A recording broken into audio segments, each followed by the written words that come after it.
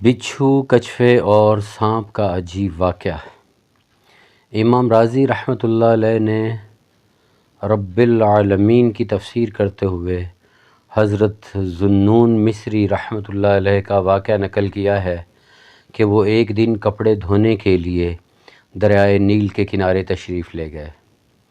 یکایک انہیں ایک موٹا تازہ بچھو دکھائی دیا جو ساحل کی طرف جا رہا تھا۔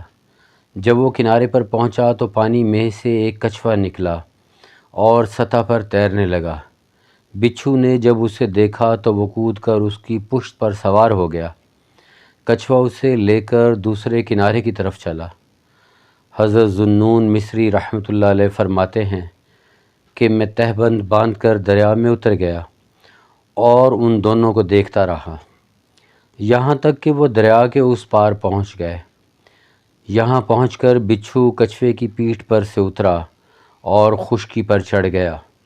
میں بھی دریا سے نکل کر اس کے پیچھے ہو لیا یہاں تک کہ میں نے دیکھا کہ ایک گھنے درخت کی چھاؤں میں ایک نوخیز لڑکا گہری نیند سو رہا ہے۔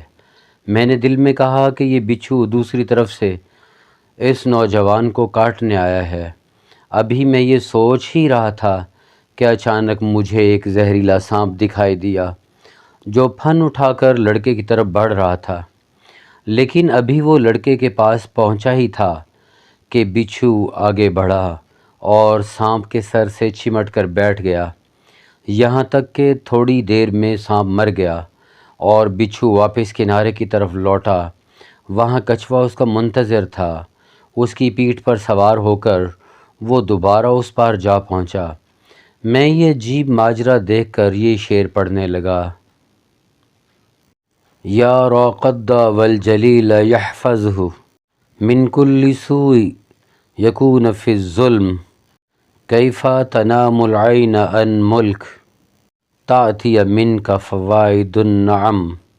میری آواز سن کر نوجوان جاگ اٹھا۔ میں نے اسے تمام قصہ سنایا۔